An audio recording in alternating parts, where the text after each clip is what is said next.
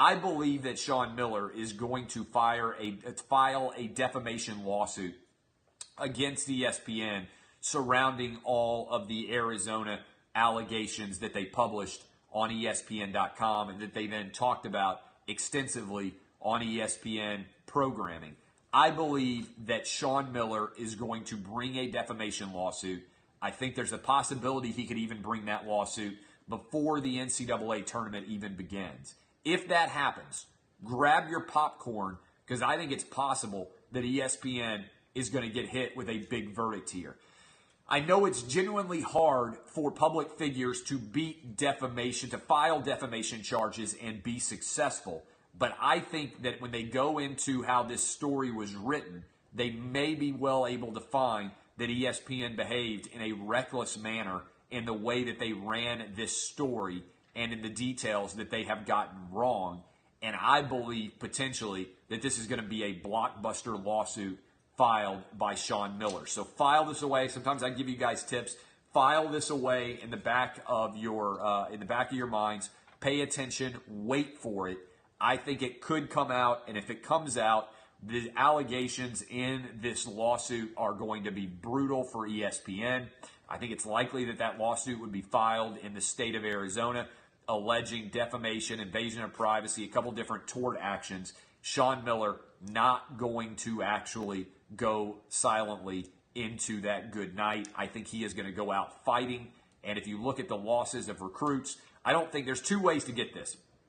You have to show either actual malice, which I think would be very hard to do, but you can show recklessness in the way that the story was written and put together, and in the fact that ESPN ever published it to begin with. And I think there's the possibility that it could happen. Somebody's asking, would he wait till after the tourney?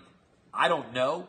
If I were him and I wanted to maximize the amount of attention I was going to get and fight for my overall good name, the best possible time to file the lawsuit is during the NCAA tournament, because everybody is going to be paying attention to you then, and because it'll be much talked about then.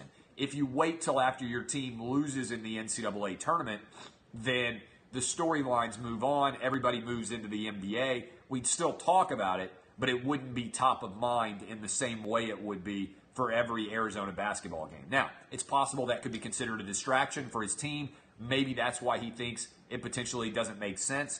But I think from his perspective, firing back and defending yourself to the utmost is kind of what he's about there. And I think that fighting back and kind of creating that us against the world mentality via the lawsuit actually could make a lot of sense. So I just want you to keep that on your radar. If I were at ESPN, I'd be very nervous about this lawsuit coming down. Could be very ugly for MS ESPN. Share the show if you enjoyed it. My name is Clay Travis. Go register for a new mortgage at thehomeloanexpert.com. Get ready for all your gambling at sportsbookreview.com. My friends there, they can give you the best numbers, the best information you need wherever you go. Sportsbookreview.com. We'll be live tomorrow. Loaded show. Peter Schrager, NFL Network, coming on. We'll have Bruce Pearl in hour 2, and then we'll talk to my guy, Petros Papadakis, at AM 570 Sports. My name is Clay Travis. It's been Outkick the show. Kisses, boys and girls. D-Bat.